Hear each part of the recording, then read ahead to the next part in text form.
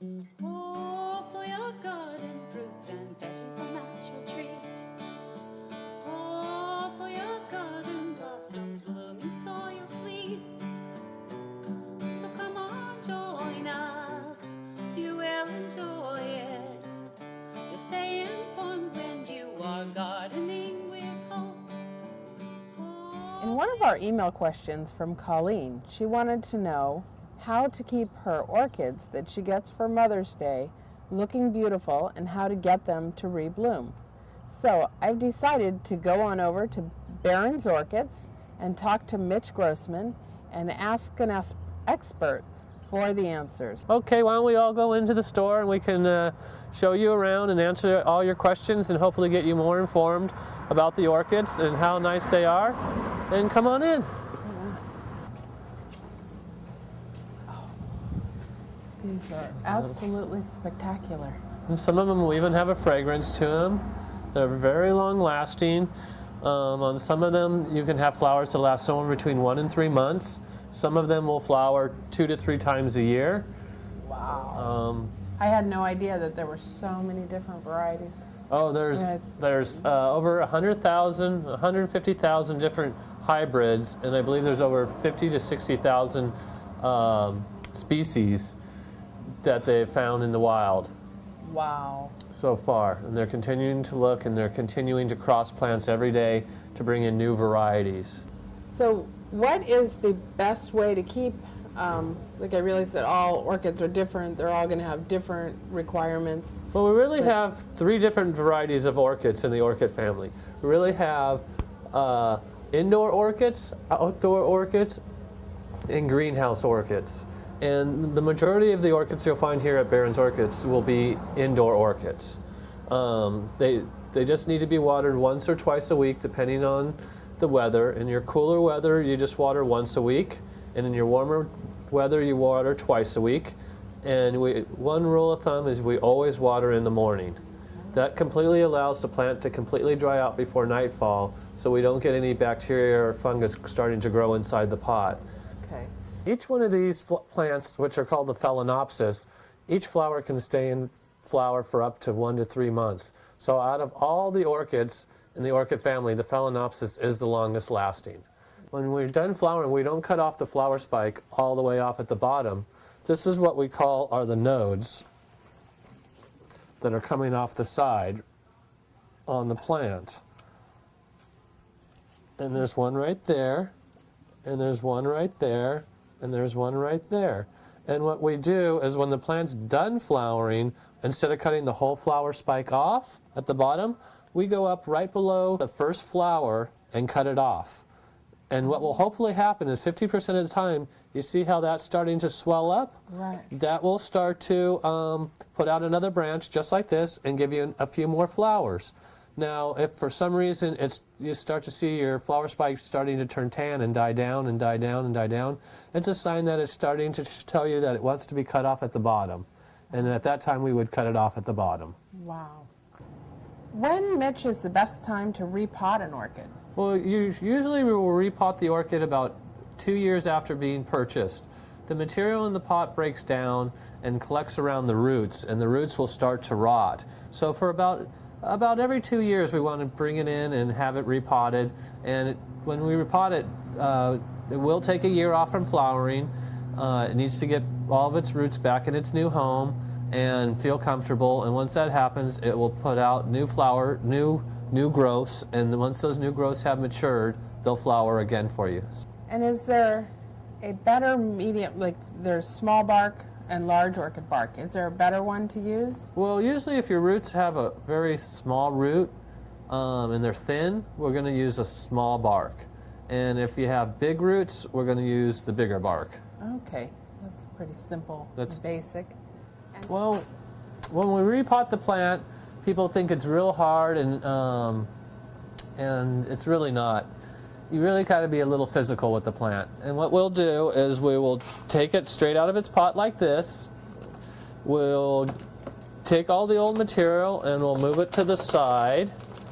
And we'll just undo all the roots. Take all the bark off all the roots. Like a little massage. A little massage.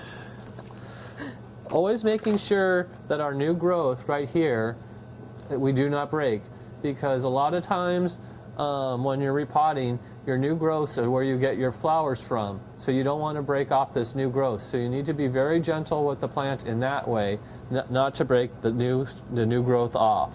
That's where you get your flowers. So we take off all this bark as much as we can. Once we've done that, you'll see some roots like this, and any of the thin roots that are rotting will cut off. Well, we want to use a sterile instrument to cut those off. We do not want to spread virus from one plant to another. So what we'll do is we'll take a pair of scissors, and any of the ones that look nice and thin and kind of dead, you'll just take a pair of scissors and cut it off.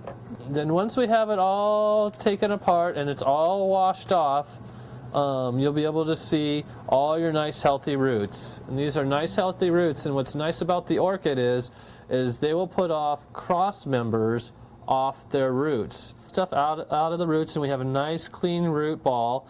What we have to do now is decide what type of pot to put it in. Do we put it back in its original pot, or do we go up one pot size? And the rule of thumb is what you do is you'll go back to your old pot and you'll put it back in there, and if it looks like it's proportional to the pot, you'll put it back in its pot. If it looks like it needs to go up one size, we always just go up one size on the orchid pots. If you would go to too big of a pot, it would take it a few years for it to flower. So it's always for the orchids to be very root bound and very tight in their pot. So we always make sure that it looks proportional to a pot. So this could go right back in like this, and what we would do is we would just grab a little bit of bark and put it in the bottom, and then we would just gently put our roots back in the pot. And what we would do is just put the bark around it. We will need to stake the plant when they go into flower. But one thing we do is once the plant has been repotted and it's all nice and neat like that again, we'll take it back to the faucet and wash it out one last time. And then you're ready to go again for the next time. Nice. But you have to remember, once you repot the orchid, that they will take about a year off from flowering. So don't be impatient, and just take your time and it will come back.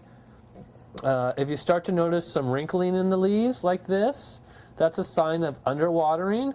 So you're going to want to step up your watering a little bit. Very nice. When we do the staking, and we recommend repotting the plant when it's out of flower, because it's very easy to break the flower spike. Okay. So, but what we do, there's two ways of repotting the orchid, staking the orchid, excuse me. One way is, which we all are going to have to do, is we're going to have to find a stake that's long enough for the plant. Once we find a stake that's long enough for the plant, you can just put it in there as low as it will go, and we can do it one of two ways. You're probably all used to seeing the tie. We can tie it like this, and what we do is we're going to twist the tie around that. Almost like a figure eight. We're going to do the figure eight, and the reason we do that is that allows the plant to have a little give. And I noticed that you use these little clips that look like little hair clips, and they're beautiful on the plant. That is now the new way of staking. That is the new way. The best thing with the new clips is you just clip it right on. And it looks so pretty and doesn't take away from the beauty of the orchid. So I'm really glad to know that you carry these. I'd seen them being staked that way, but wasn't quite sure where to get them. Well, you can get them here at Barron's Orchids. We have them all year round. Sometimes we have them in butterfly shape, but most of the time they'll come just in the green hair clip type like this. And is there a special feeding to get the orchids to rebloom? Is there better feeding? Well, what we recommend here at Barron's Orchids is that when they're in flower, you just water them and enjoy them. When they go out of flower, then you start to fertilize them every time you water. When people get insects on their orchids, like aphids, I think the common ones that I see are aphid, scale, and mealybug. Is there a better product or a better ingredient to spray? Well, you can go into any of your local nurseries and pick up a product called Safer Soap, and that will do really well. If you really see that you have a real big infestation of the bug, an old trade secret is you can use straight rubbing alcohol on the orchids. You can spray it straight on the leaves and on the flowers.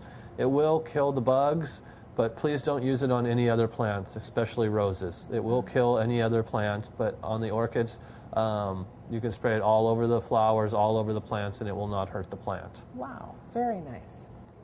Do you have any other little tricks that you could share? Well, another little thing you can do is a lot of times where you live, your water is hard, so it will leave spots on your leaves. So a good thing you can do is take a little bit of milk and put it on a rag and just wipe your leaves off, and they will be nice and green, and you'll get rid of all your water spots that are on the leaves. There's a tendency for people just to leave them the way they are, but they're a much prettier plant when they have nice, green, healthy leaves. Nice. So we're out in the Cymbidium room, and Mitch is going to give us a little information about the Cymbidiums. Well, the nice thing about the Cymbidiums is that they're a coastal plant. Anybody can grow these plants. They're not to be grown inside.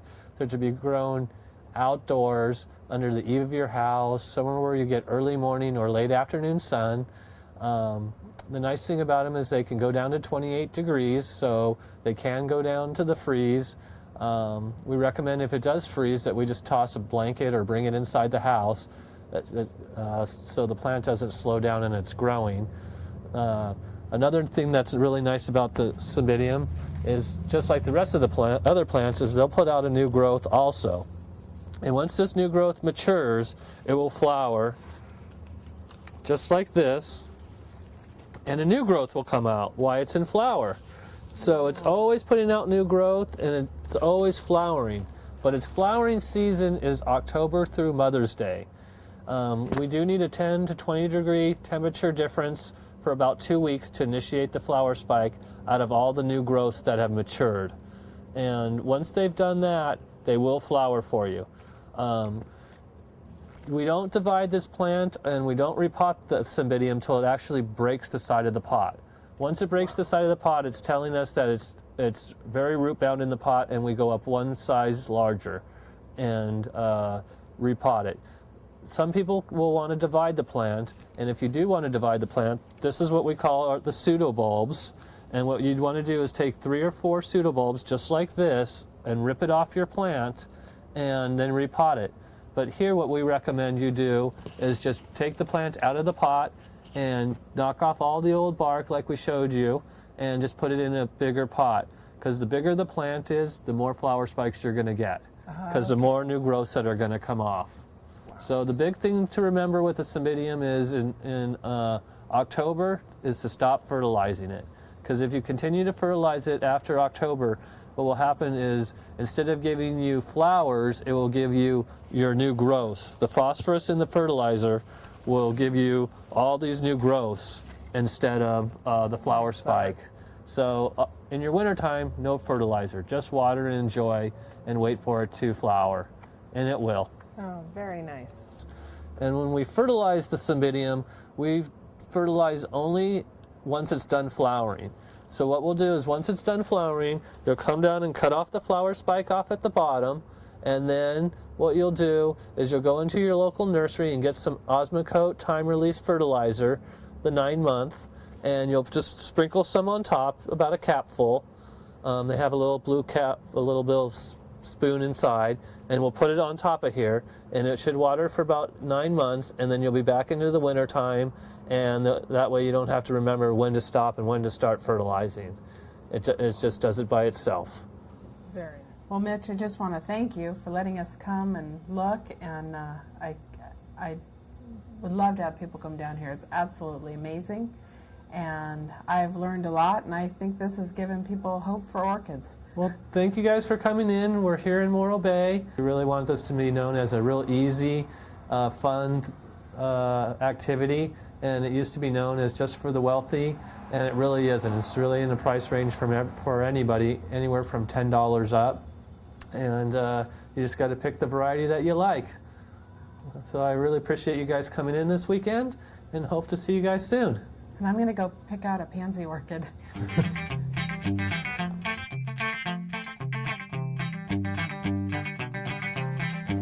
So as some of you know, I have an obsession with growing giant pumpkins. And so today we're at Miner's Hardware Store with Stuart Shim, one of the doctors of growing giant pumpkins. And so we're going to step back and we're going to listen to all you have to say. Thank you very much. Yeah. Well, I'm going to be your guide on this adventure. My name is Stuart Shim, and I've been growing giant pumpkins since the early 90s. The culmination of my giant pumpkin growing experiences was 2004. I grew a 525-pound pumpkin. I was very happy about that. A little aside, in the whole panoply of giant pumpkin growing, 525 pounds sounds like a big pumpkin. For some of the bigger growers, it's like an hors d'oeuvre, like an appetizer. Now, pumpkins are from the botanic family called the cucurbita family. And some of the other members of the cucurbits are squash, zucchini, cucumbers, melons, watermelons, and also gourds. So some of the things I'll be talking about today, some of the techniques, you can actually apply to these types of plants, and you should get also very, very good results. Step one, select a planting site. A lot of sunlight, 8 to 12 hours a day. Step two, soil preparation, and also putting in your mound. And what you'll do is the following. You're going to dig a big hole, ideally about 4 feet deep, 3 to 4 feet wide.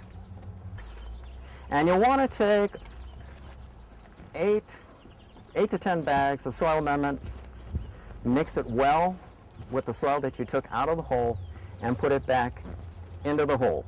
Now you should have a mound that's about a foot and a half tall, and it will be 4 to 5 feet wide at this point. And there's some specific reasons why you want to not skimp on this step.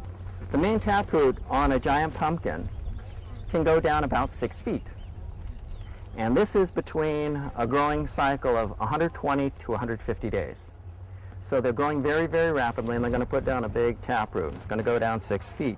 Next step is you're going to germinate your seeds. And this is simple. You're going to get a peat pot, something like this. Bigger the better. And you'll take the seed and you're going to plant it flat, about a ½ inch to 1 inch deep. Flat.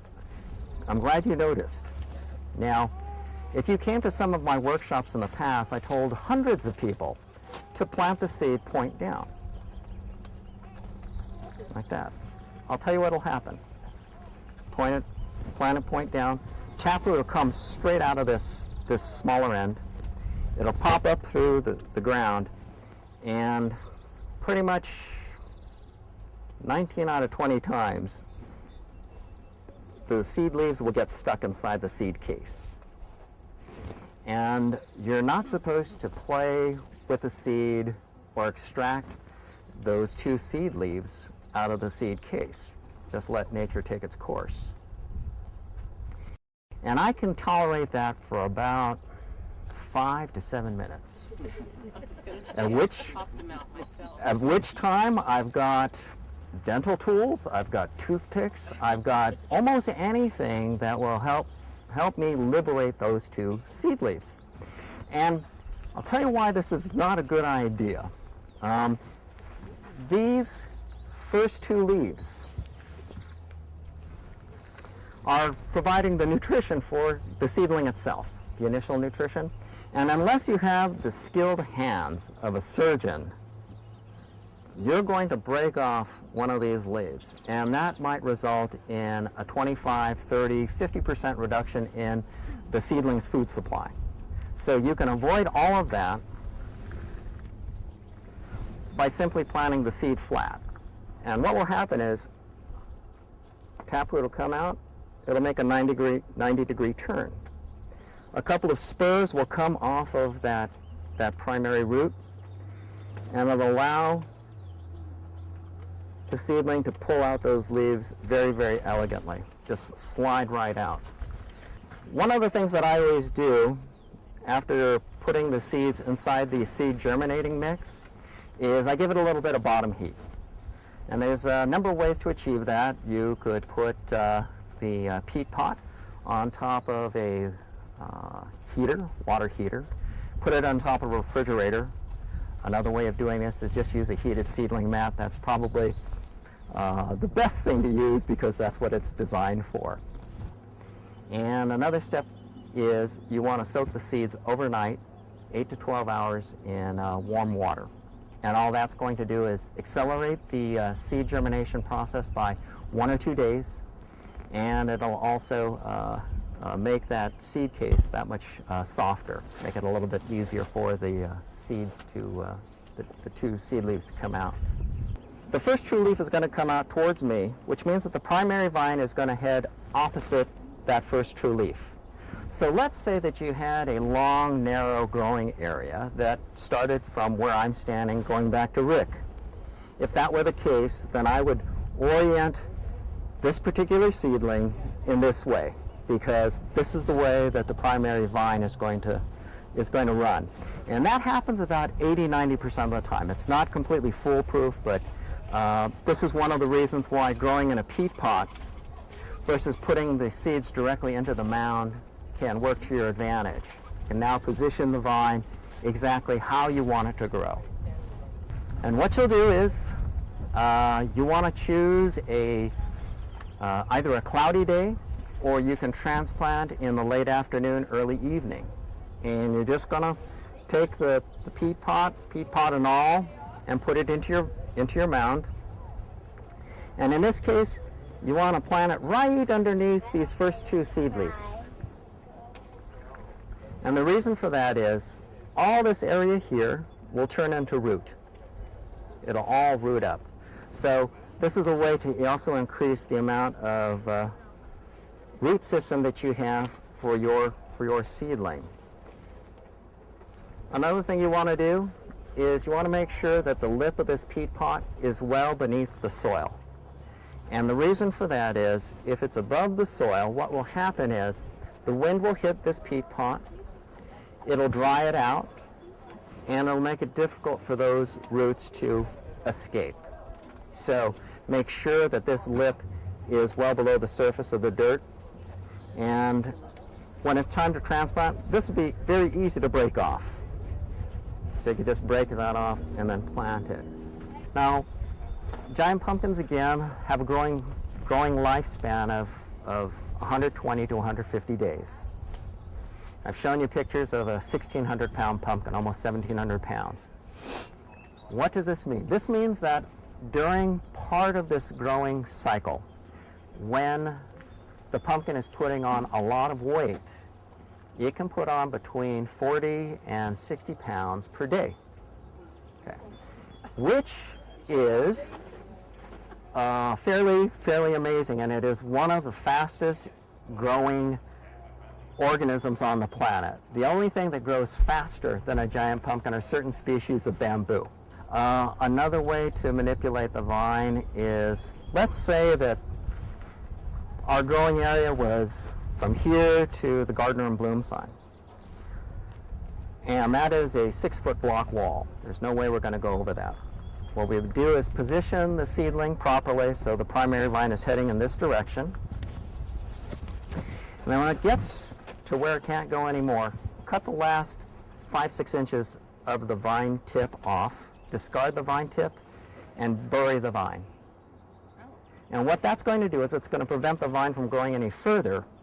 And very important, where you bury the vine, another root system will form. So the nice part is you have the original root system, and now you have the secondary, this new system. And let's say that our growing area was only as wide as my arm's length here. The secondary vines, they do the same thing. And so if the pumpkin were right here, it might have as many as 6 or 8 now new root systems, new feeding systems going into the pumpkin itself. And that's how people are growing very large pumpkins in very small areas. Generally, the question is, how many seeds are we going to plant? Generally, you'll plant 1 vine per area, and in order to get that vine, you might have to germinate 2 or 3 seeds. That's right, yeah. So if 2 or 3 of them started, would you pick out the healthiest one and then take the other ones out? Actually, what I would normally do is I would put the 2 healthiest in the mound, That's right, 'cause we have them in there. right? And I would let them grow out for maybe 10 to 14 days. And at that point, you will definitely see a dominant vine. And then I would cut the one that you're not going to keep. And I just use scissors or a very sharp knife and cut it, flush to the ground. What you do not want to do is take that vine and pull it out of the ground, because the root systems will have intertwined by that point, and you might just pull up and see two pumpkin seedlings. That would be a ignominious end to your first season. We're only going to have 1 pumpkin on each vine, or we're going to have more than that? The question is, can you have more than 1 pumpkin per vine? Yes, you can have more than 1 pumpkin per vine. People have actually successfully grown 2 800-pound pumpkins on 1 vine. And it just depends on if you're going for competition, for example, and you're just going to do 1, or you're planning on having 1 to keep and 1 to give away, then you could leave 2 on the vine. At the beginning of July, what you should see are some male flowers coming up. And you can tell that the male flowers because the blossom, you'll see the blossom, and it'll have a very skinny stem. 7 to 9 days later, the female blossoms will come out, and you'll know that they're the females because right underneath the blossom, it looks like a little marble. And that is the pumpkin. That is the eventual pumpkin.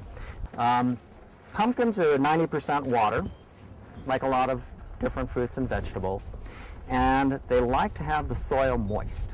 And what I mean by that is about the same consistency as a well-baked chocolate cake. Okay. Another way to test for the moistness in your soil is take a handful, hold it for a little bit, and open up your hand. If it continues to stay in a ball, that's probably a little bit too wet. On the other hand, if you open up your hand and immediately the wind blows away what was ever in your hand, that's probably a little bit too dry. You're going to want to have the amount of water somewhere in between that. And this may take a few weeks of experimenting in order to get the right amount of water to your vine. All right, fertilizing. I recommend using an organic fertilizer, and the reason for that is 1, they work, and 2, and this is very important, it's very, very, very difficult to over-fertilize using organics. A lot of people who come to the workshop for the first time are more used to using synthetic or chemical fertilizers. And the thought can sometimes be if 1 teaspoon per gallon of water is good, then 2 teaspoons must be twice as good, and then naturally 3 teaspoons will be even better. And what will happen is if you over-fertilize, essentially what will happen is your vine will turn black and then it'll die. And that is the end of your season. So all the most competitive giant pumpkin growers out there have tried just about everything. And now the majority of them are using organic cultivation methods, mainly because they work.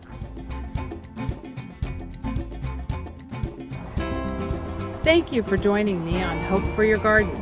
I hope that you have found some useful information, and if you have comments or questions or would like to contact me at hopeforyourgarden@hotmail.com. I would like to thank our sponsors, and special thanks to Kristen Mulgroon and the City of San Luis Obispo for providing the equipment, and to Charter Communications for making this show possible. Till next time, I'm Hope Merkel. Happy gardening.